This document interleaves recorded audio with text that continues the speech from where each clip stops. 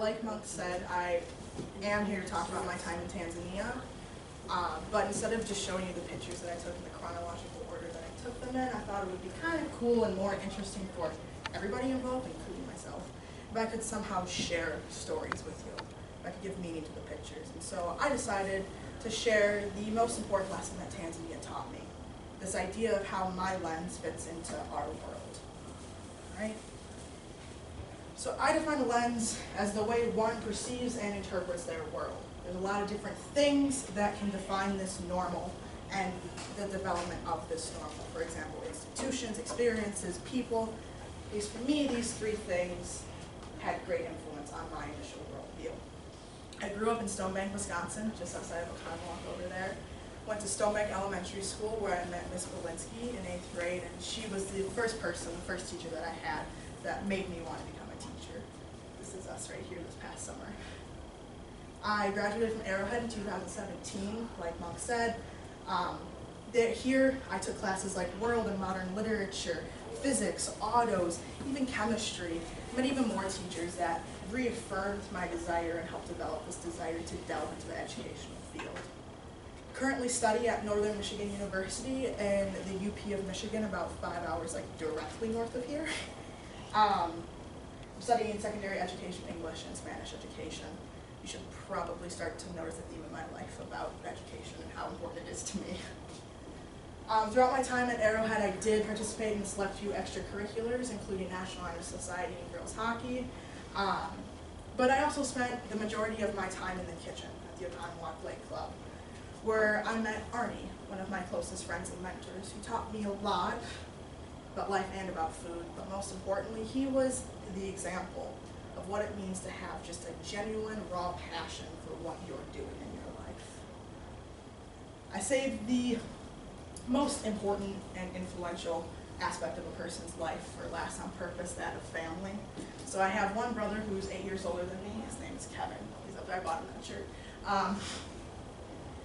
Throughout our entire time growing up together, well, he was already growing, I was growing, he would always talk about traveling through Europe, backpacking through Europe, doing all these crazy things, and he ultimately traveled his motorcycle all across this continent, okay? But I find it no coincidence that I also nurture this passion for traveling. So I have a picture of my tattoo on the board because it's a pretty long story that we don't actually have time for.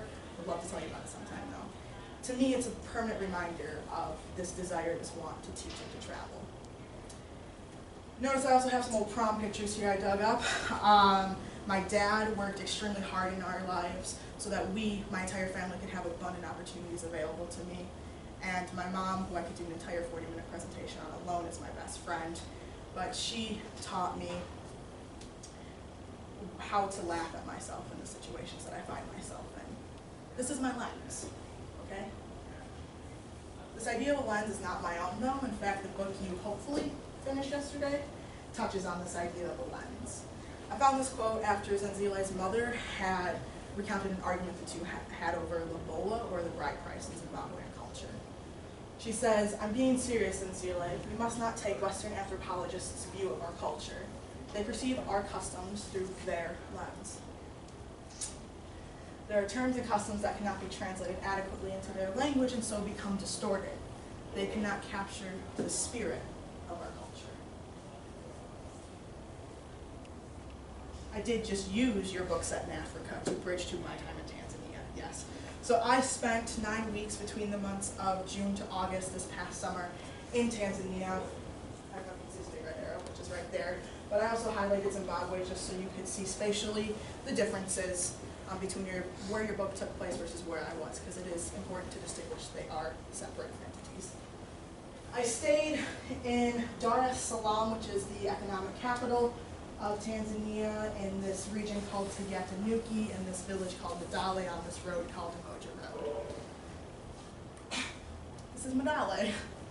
I went through this Finnish nonprofit organization called Art in Tanzania. They have a lot of different locations throughout Tanzania and a lot of different projects for interns to get involved in.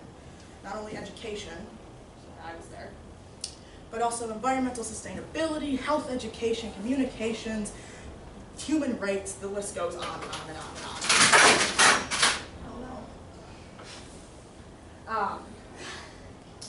I think it's also important to note that it is an international organization, so I met people from France, from Switzerland, from freaking Belgium, from the Netherlands, from England, from Ireland, from all over the world, so not only did I learn about Tanzanian culture in depth, but I also got little snapshots of these different European cultures. The lodging, term I use quite loosely when I talk about this, was legitimately these bamboo huts built on top of the director's house. We called it the compound because it was like kind of two separate entities all together in one.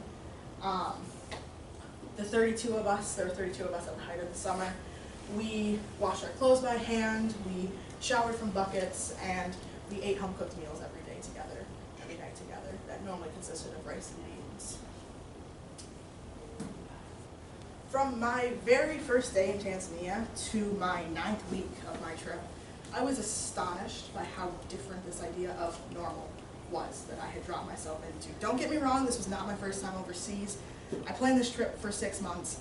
I knew that I was going to experience some sort of culture shock, but I never realized that it could go deeper than just mere culture shock, because there were some events and images and encounters that I had that left this just really uncomfortable feeling in my stomach and in my heart.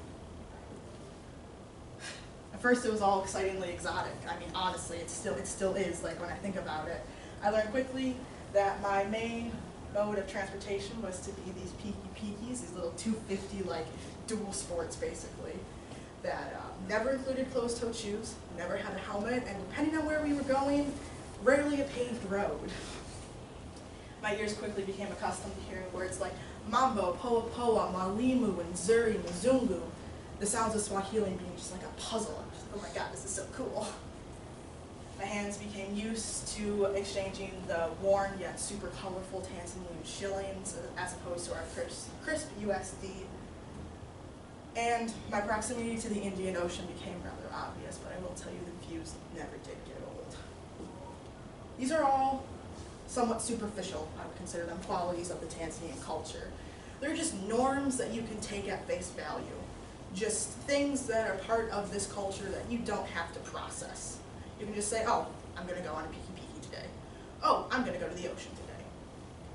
The stories I'm about to share with you in depth are the ones that I had to consciously process, and therefore are the ones that made me realize what my lens looked like.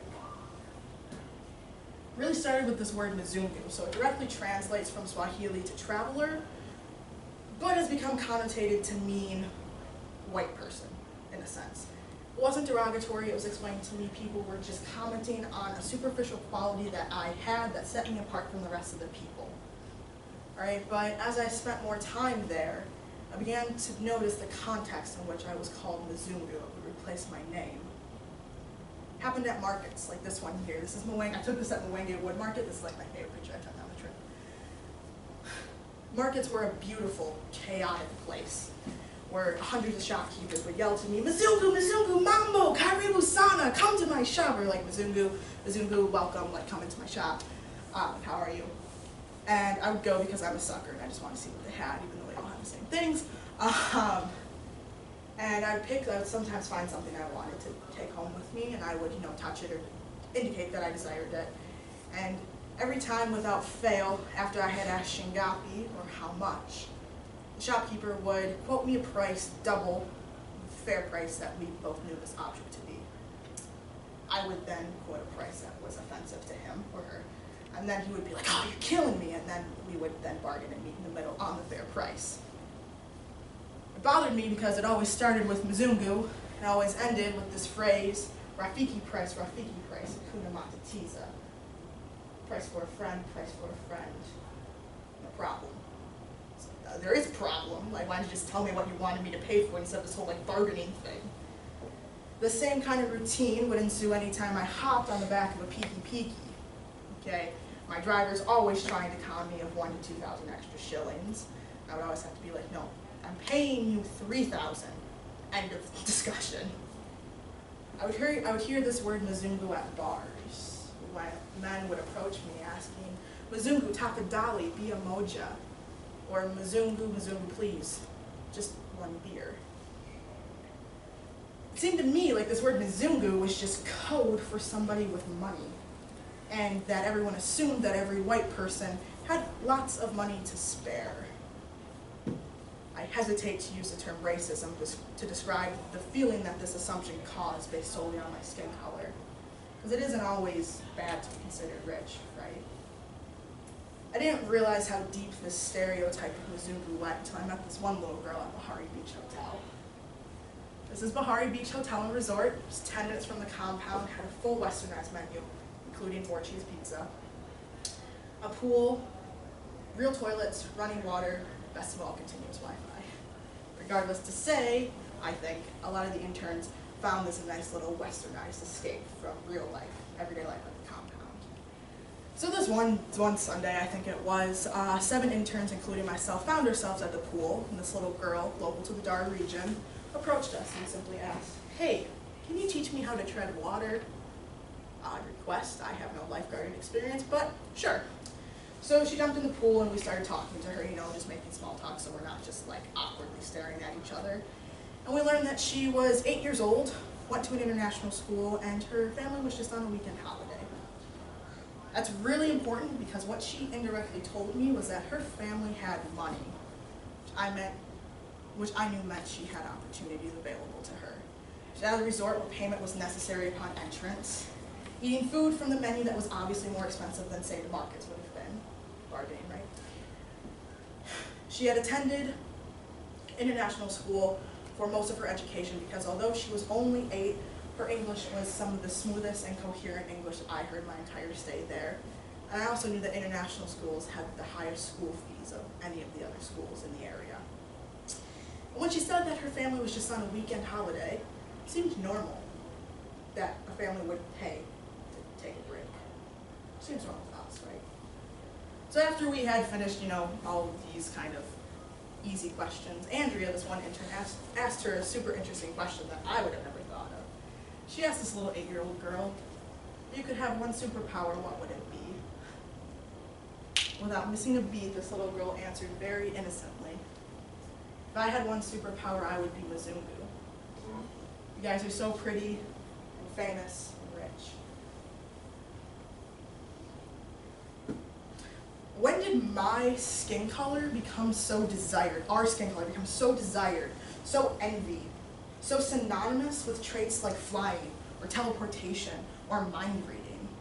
How can a little girl that has abundant opportunities available to her still feel second class because she's not white? I tried to push these questions out of my mind as I entered into my next week of teaching. Speaking of which, I'd like to introduce you to one of 2 classes that I taught while I was in Tanzania, the real reason that I was there. This is Tomas, Mama Zai, Mama Doombi, Alex, Innocent, Angel, and down here is baby Judith. So I co-taught this group of 7 or so, sometimes there are more, sometimes there are less, adults with 2 other interns. For the first month it was Nicole and myself, and for the second month it was me and Katie. We held class at the compound every day in the evening time for about 2 hours. Everyone just gathered around our dinner table and we just taught them English. We didn't have a rigid curriculum, we just went class by class, focusing on the individual needs of our students. So when Mama Zai and Tomas asked, do you think it would be possible if we could, have a discussion every day? Of course we can! I love that idea, I love talking. Our only condition though, was that we would not supplement the topics. The adults had to come with topics prepared that everyone was comfortable talking about and then discuss them.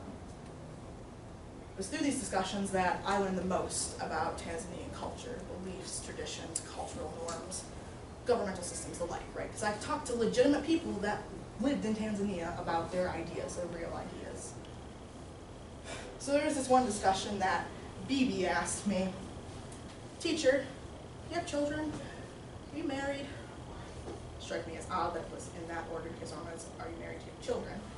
But I explained to her no, that in America a lot of women wait to have kids until they've established their careers, some deciding not to have kids at all.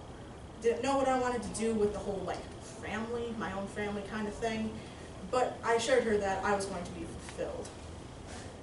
I assured that I was going to be fulfilled, 100% fulfilled in my career because I had big goals, is how I described it to her.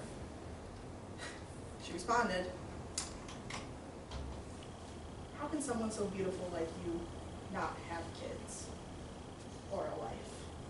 I see, it wasn't the fact that she had called me beautiful, because I can take a compliment. Seriously, I can. It was how she'd said it, as if beautiful automatically belonged next to my name, and that everyone, everywhere agreed.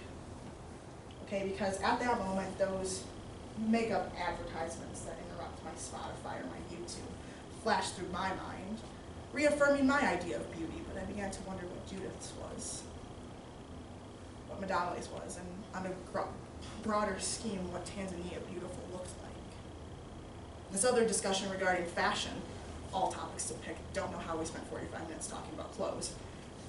Alex, this cheeky guy right here, he asked me, "So what about a man that has become a woman, or a woman a man? Is that just a fashion choice?" I was caught completely off guard, did not know how to answer his question, so I did what any good teacher would have done, and turned it back on him. "Is it?" His answer was incoherent and confused, as if any I would have tried to give him would have been. But I left the discussion wondering, like, can even the very definition of a human change culture to culture? Kind of a meta question to pop into your brain. But I think the most important, most imperative, and most permanently stuck to my memory discussion was this one about the Tanzanian educational system. You should really pick up on this theme. I really like school.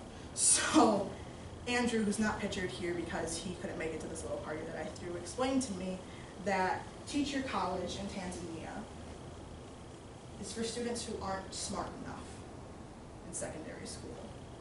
It's a backup choice for the kids that couldn't make the grades to become a doctor or a scientist and make real money. I asked him if he felt as though this process of selecting teachers affected his resulting education. He scoffed. Of course. That's why it's so interesting to have a teacher like you, because for myself and most of us here, you are the first educator that has genuinely cared about me and my education. I left this discussion feeling oddly validated, but also extremely sad for the Tanzanian youth, because how can a teacher be expected to give a full, enriching education when they're looking at the price? When they're looking at it as a way to put food on the table for their family at home. This comment stayed with me as I continued to teach this class, knowing that idea of education is a little bit different, but also as I was given reins to this other classroom. My second class, Naranjama Primary Nursery School. So the standard 3-year, like 3rd grade teacher graciously let me into his classroom, only so I could flip it upside down to teach these kids, these 8 to 10-year-olds, English every day for 40 minutes. I think it's important for you to know that there were 70 of them in this classroom, and this is a legitimate picture of my classroom. These were my students. So, on my first day, I asked the kids to open up their textbooks to chapter 7. I wanted to do a reading exercise with them. And the kids just looked at me, blank expressions. This one stood and said, "Madam, we don't have textbooks." I'd like to tell you this shocked me, but to be honest, I could sense a lack of resources upon stepping foot in that classroom, as I bet you can looking at that picture 8,000 miles away.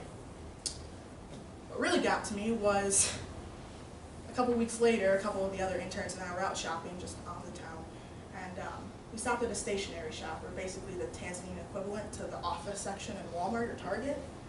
And I noticed that my green textbook there was on the shelves.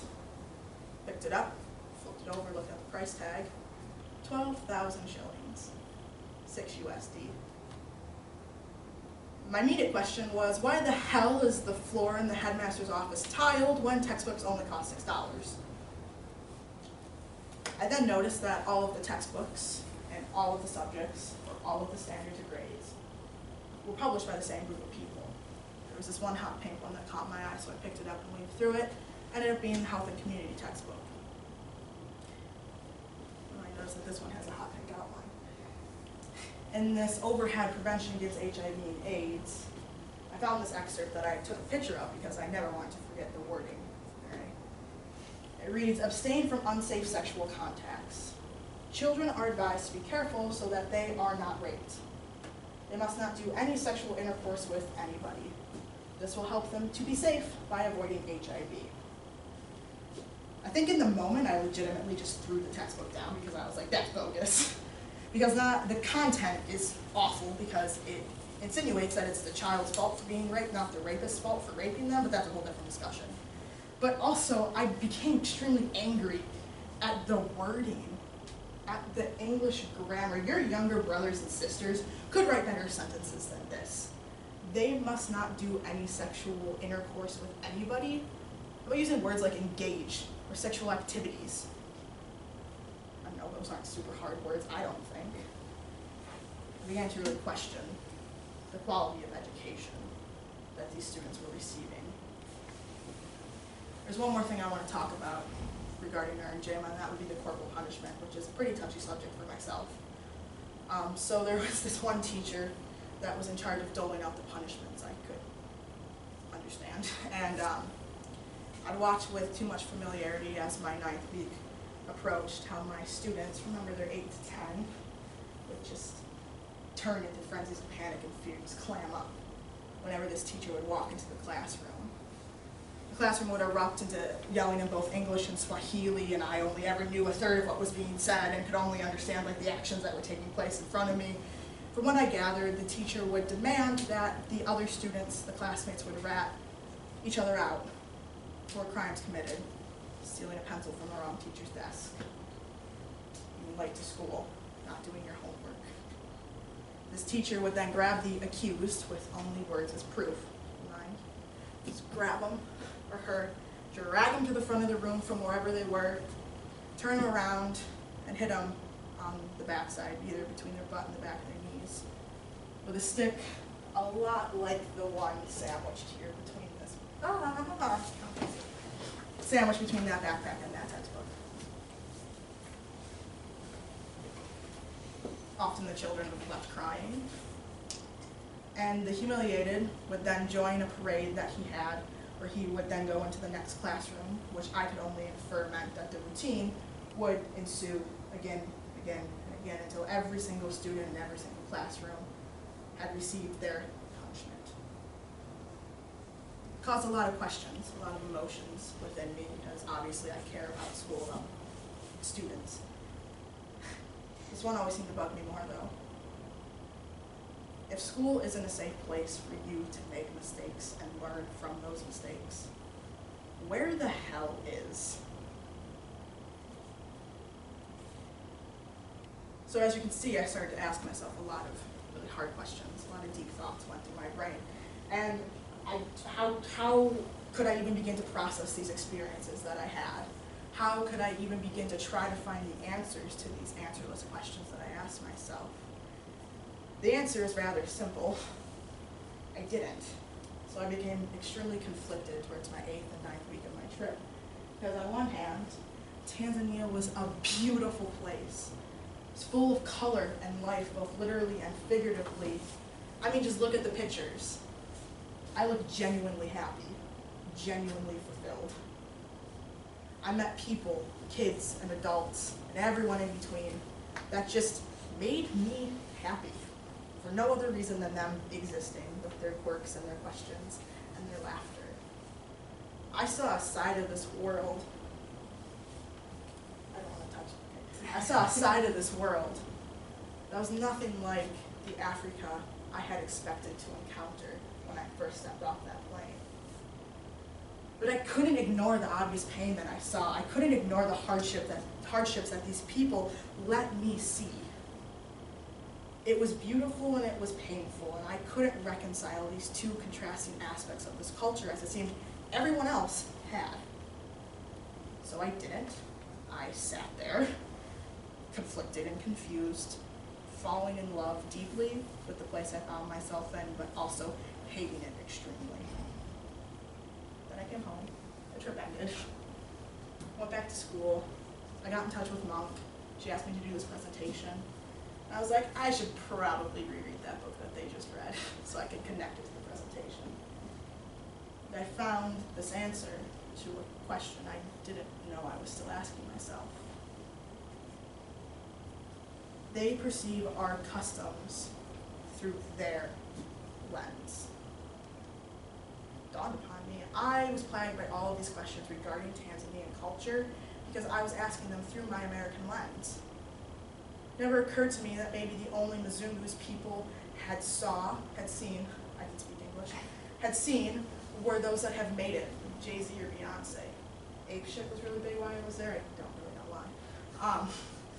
It never occurred to me that that little girl at Bahari Beach had watched American TV shows, maybe, that you and I both know unfairly depict our lives here. Or maybe the school books her teachers gave her were written by white men, somehow reinforcing this idea that white equals achievement. It never occurred to me that maybe she saw the way that her adults treated Mzungus, and her only explanation was there was something different about the skin color. It never occurred to me that beauty could differ so drastically from culture to culture, and I could be considered beautiful in one and not in another. It never occurred to me that the very definition of a human could change, and that my culture taught me that a human is a human no matter what clothes they wear or what gender they identify with. But another's culture can, within reason, rightfully teach them a different ideology. It never occurred to me that every single teacher I have had up until this point in my education has cared about me. In some regard, they find passion in this passing of knowledge, and the presence of this professional passion directly impacted my resulting education, as I believe it does yours. By the same train of thought, the absence of this passion would also affect my education. It never occurred to me that $6 per textbook is a ridiculous price for families that don't make that per week. When I thought that, I was at a place where I had just paid $300 for my college textbooks for this one semester. I was like, if I could find my textbooks for $6, you know how much money I would have saved? It never occurred to me what a corrupted education looks like. That once one person is wrongfully taught, they then teach that next generation, and then that generation, the next, and then that generation, the next, and you can start to see this cycle, right, of corruption. So easy to fall into, yet impossible to break.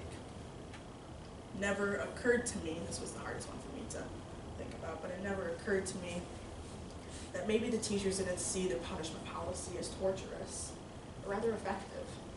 Maybe a disciplinary system in which privileges were taken instead of physical harm given never dawned upon them because privileges wasn't a word they were used to using. In short, I perceived Tanzania through my American lens. I judged a culture without first trying in some capacity to understand the lens in which they perceive this world. And I believe I was hideously wrong to do this. I also believe that it would be hideously wrong of me to try to urge you to agree with me, because ultimately you are all free thinkers. You can decide what to do with the thoughts that I have shared with you today. Okay? This was my experience. This was my lesson that I had to learn. You're all going to have your own. I know that for a fact. I want to end, though, because we are in a literature class, with another piece of literature. Personal excerpt from my journal I kept during my trip. You notice that some parts are blacked out. That's because it is my personal journal, so I did not censor myself. All right? So just like, it's fine. I'm 19. So I wrote this on the plane ride back. All right. I wrote, I don't want to go back to my real life. I want to stay Africa confident forever. Dear Madale Village, Mzungu House, Umoja Road. I originally planned on changing you, leaving my recognizable mark on your community, your culture. How effing foolish and naive of me. Because at the end of the day, it was you that made your mark on me, you that shaped my dream, you that cast your dusty, pothole-filled spell onto my heart. It wasn't always easy, and our relationship didn't always bring me joy. But Madale, I believe you taught me something no one else could. For this, I'm forever thankful. I promise you. I will not forget this lesson, our relationship. I mean, I owe it to all those people who spoke goodness into my life to keep their words in mind. Practice what they taught me. I already miss my crazy Mbongo friends, and it hasn't even been 24 hours. Mbongo, take context of bongo, it's just the opposite of Mzungu. Those of you who are math wizards know that tomorrow is October 13th. I came home on August 13th. So I have now spent the same amount of time at home as I did in Tanzania. And the funny thing is, I stand by these words that I wrote somewhere over Ethiopia. Because Madawe, I realized, taught me that my lens isn't the only way to interpret this world. Just one of a million worldviews that are out there. And that if I want to continue to travel, I need to understand what my lens looks like. I want to thank you for letting me come into your classroom, for listening to me. This is a part normally where people clap, but if you don't want to, that's fine. I bumped it up there, I would say, but I did book. The questions, I mean, it doesn't necessarily have, your questions don't have to be about the subject matter, they can just be about Tanzania, be about college. I mean, I did graduate only 2 years ago, so. Are there any questions? Yeah. Did you ever consider confronting the teacher that was quote unquote beating the kids, or? Yeah, I did, because I was like, that's not right. But then I was like, all right, I am a guest in this classroom, like I am here now. I didn't know where my line was to cross, you know, where I could go as a guest. Does that make sense? It's like I didn't know what would be like overstepping those boundaries. Like, I mean, like, hey, no, this teacher is following his job, what his officials told him. And like, they have no reason to have me here other than me wanting to be here. So I didn't, because I was like, I think that would be a breach of that guest respect thing.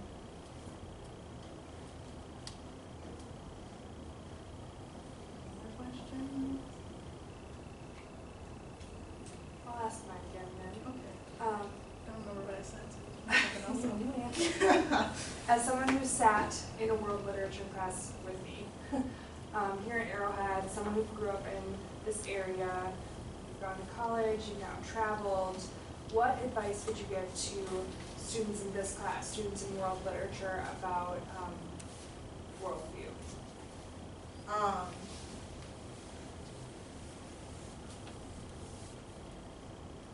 You have a worldview even if you don't think you do, and everyone else in this world does. And I find it awesome when we can share those worldviews in a really like comfortable setting, like the discussions in my classroom. But like whenever you go to encounter someone new, whether it be someone from Oconomowoc, someone from Milwaukee, someone from Tanzania, like I think it's good practice to be consciously aware that they have a different worldview as you. I also would say like you should take this class seriously. Like you shouldn't just blow it off as like I have to read this freaking book for this class, whatever. Because like literature is a reflection of our culture at the time period it was written in, which is like makes it super cool. So like if you read the books to read them, not because you are forced to read them, but because you are like, no, I want to find something. You will find something that you can connect with. You will learn new things, which is super awesome, which is kind of really why I want to teach English. So yeah, that would be my advice. But also, I love school, so that's, yeah. So last spring I went to China, Yeah. and then I'm also planning on going back Yeah. this next summer. So not really a question, but what I saw interesting was how they view white people as well, like Yeah. like taking pictures of them. Oh, that right happened? No. away. Yeah, I'm sure that happened. No, like, okay, I was at the beach one day, and like this, like two random people were just like, Bazunga, can we take a picture with you? And I was like, you don't know me. I guess, like, okay.